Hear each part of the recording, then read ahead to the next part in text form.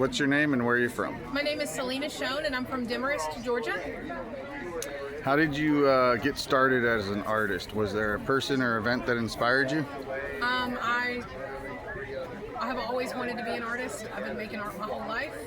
I went to college, I got an art degree, and then stumbled around for 10 years not knowing why. And then I bought a tiny little kiln, like the size of a milk crate, and started playing, and found that was my passion, and worked myself up from there over the last 20 years, to the point where now I have work in 2 different permanent collections and 2 different galleries, museums, and multiple galleries, and I work as a potter full time.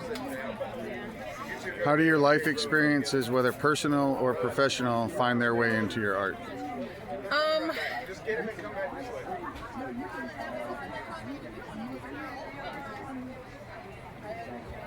I live in Northeast Georgia, and what you see that I've made mostly today is face jugs. That was something that was like a cliche thing where I lived. I started kind of making them as a joke, and people appreciated it, so I have had to learn more about the history of that. And Sam is behind me making faces.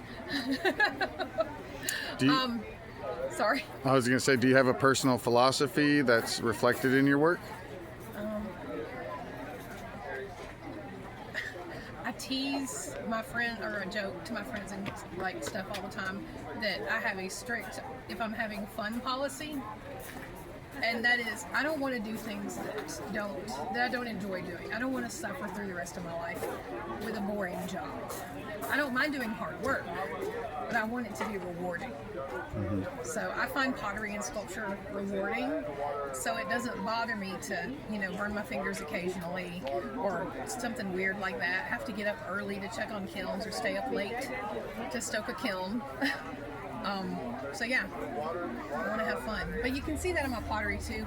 A lot of the bright colors have already sold this morning, but Halloween's my favorite holiday. Mm-hmm. I have a lot of stuff that's around that holiday. So yeah, have fun, do what you love. What's your most important tool or material for creating your art? Is there something you can't live without in your studio? Like a physical item, not like hands? No, it could be even like inspirational, like you have to have music going when you're doing, or... Actually, I prefer quiet occasionally because that's when I can really zone in. I'm not distracted. So a lot of times I don't play music. Music when I clean. Yeah. But I'm most known for making teeny tiny stuff, and people always ask me how. I have a collection of dental tools. I would probably have a harder time doing what I do without that collection of dental tools. Mm-hmm. Can you walk me through the process of how you create a piece? How does the initial idea turn into a finished piece of work? It depends on what it is. So for the series of pumpkins and stuff that I'm doing, I know I'm going to make a pumpkin when I start. And it just starts as a little pinch pot, and then the faces just kind of come out of the clay because it's an organic shape, and I'm like, oh, that looks like it could be the mouth. So instead of starting with an idea in your head, you're working with what you get. I'm just letting the clay talk to me. Mm-hmm. I do the same thing with some of this other stuff, like this new series that I'm doing, the Facing Censorship series. I know they're going to be my flask face jugs. I know there's going to be a face on the front. But I've had to, and I thought of the idea before I started, putting quotes from banned literature on the back. So I wanted to preserve those quotes in something that's already been burned. You can't burn those books because they've already been to 2,000 degrees or so. Mm-hmm. So it was just kind of a fun little play on, stuff that you put on the bookshelf that's not a book, but it has a book on the back, sort of, has that quote that might spark some curiosity. So that started with an idea first, and then I figured out a way to work it into something I do naturally, which was the pottery and sculpting faces, which I just enjoy doing because they entertain me. What are some of the banned books that are influential to you in your work? Well, some of the ones that are included on the shelf still today are common ones you might see. Adventures of Huck Finn, or let's see, here's another one, Brave New World. I did several with that on it. But then All American Boys, I haven't read that yet. I just found it on the lists and was entertained, or the quote hit me, and I thought that it needed to be preserved in a way. I thought it might strike somebody personally.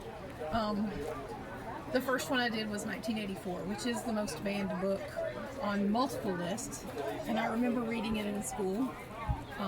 Is there a quote from that book in particular that holds true to censorship that you can think of? The whole book is about that, so, and I'm terrible about remembering. I could look it up. Do you want me to look at my phone and see if I can find it? Oh no, it's okay.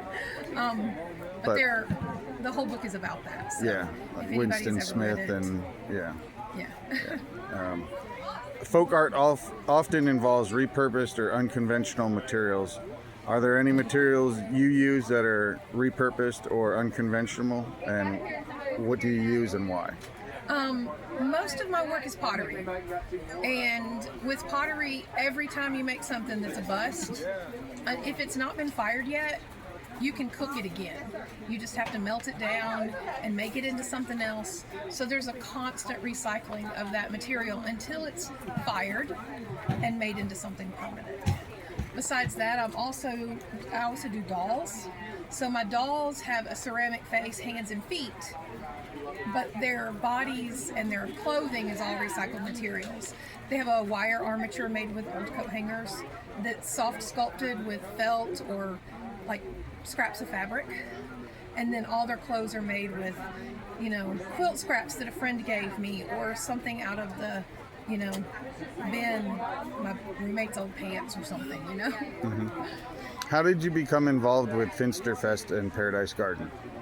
The year that they started doing the festival back in the gardens, I was invited that year, and it's been about a decade ago now, and I've been here ever since. Probably Peter Luce. I believe he gave my name to Howard Krusner, who was looking at folks to do it then. What does the art and legacy of Howard Finster mean to you, and did he influence your work? This is a special place. Like, I've been coming here, like I said, for about 10 years now, and I look forward to it every year. Last year, it was last year, I walked into the wheelchair ramp, and I've been here all those years, and I've walked around this gardens all those years, and on the wall was my college advisor's art, and I hadn't seen it. It's been 10 years. I'm like, this feels kind of full circle. How does the spirit of Howard Finster's art, including his spiritual themes and religious themes and use of language, resonate in your own work? I grew up in the Baptist church. I went to Christian school, and so my whole life I've had to figure out a way to make that fit what I do. Where does that fit into the world I live in, and how do I fit into a world that believes this way? And while some of those things overlap, they might not always, but I feel like here with, I see these paintings of spaceships and things that maybe the preacher that I had as a 4-year-old or a 5-year-old probably would have thought was a little nutty. So it shows me that there's room for a lot of different people. And I've met so many amazing people in the folk art. Do you consider yourself spiritual or religious? Maybe spiritual, but definitely not religious. I don't attend any sort of services or anything regularly. What has been your most memorable experience at Finster Fest? Gosh, there's been so many.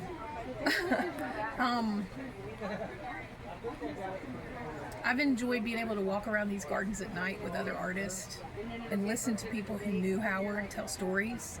And they might be stories about Howard, they might be stories about other artists, or people that they met here, or just stories in general. So the community has been very important, and being able to experience things that you wouldn't get to experience just on a regular basis. So would you say after the festival closes at night, that's when you really have the most impactful experiences with I've some met of the other great vendors people. here? I've met great people during the day when you're out here sweating and, all that stuff. But those are the ones that you don't get regularly, have been really neat. Is there a particular piece of art that you display that you're most proud of, and can you tell me why? And it might not even be displayed here. Maybe it's at your home or something you would never sell. I honestly don't have a lot on display in my own home. And the reason for that is because I live in a small space, and when you have more than one artist living in a small space, you don't have room for finished stuff because you're continuing to make. But some of my dolls have been really special to me. The one that Elizabeth Haynes has down here, I made one of her husband Chuck, who was an artist that I met. We did Finster Fest for years together before he passed. That would have been a special one. But yeah, I've done other portraits of people that were special. So maybe one of those. I don't know. Okay. Just many to choose from. What do you hope people will feel when they see your artwork? I hope it's fun. Whether it's something that I made that's kind of spooky, a skull or a jack-o'-lantern, or something that's just brightly colored, I hope that they're entertained, and I hope it makes them think in some way, even if it's just think about another funny story they know. I don't know. What's the biggest challenge you face as an artist?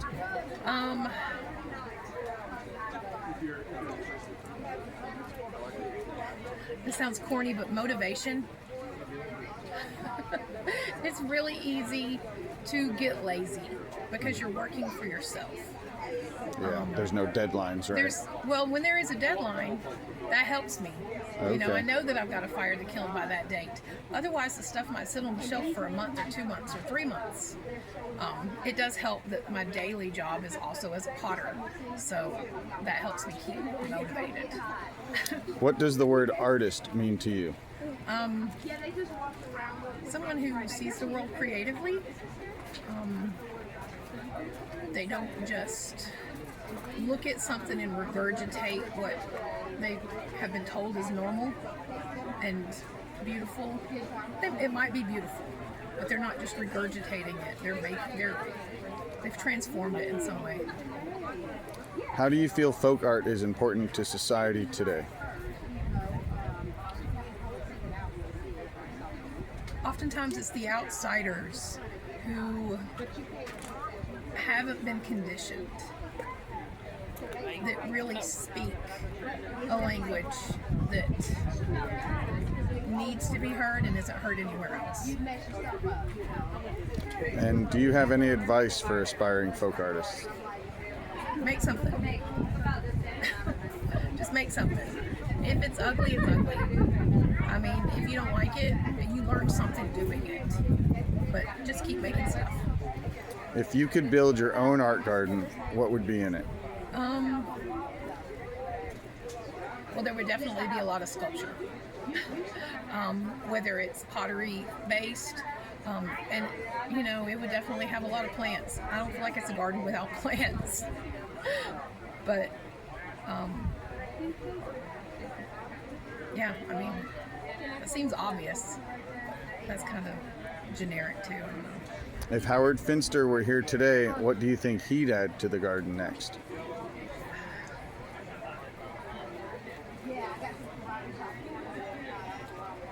He would probably have plenty to say about some of the technology that has come about since he's passed.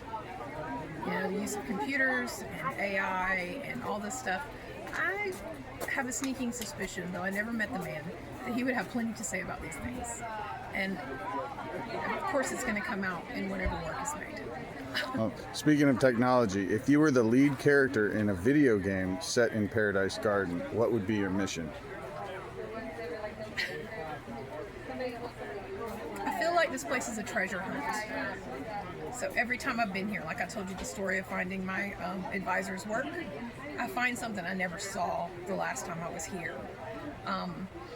So it would have to be some sort of treasure hunt type game. You would have a mission where you had to, solve a puzzle and find something. Okay. And what's the best advice you've ever received from a stranger at any festival? At any festival? Yep, any festival you've been to, whether you were displaying artwork or just going to have fun.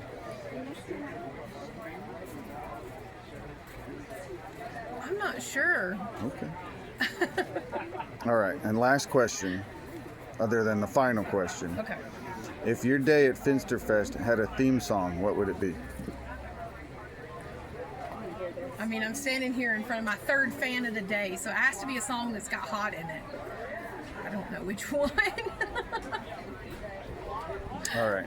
Is there any message you'd like anybody watching this to know, or to anything you'd like to say to anybody listening or watching?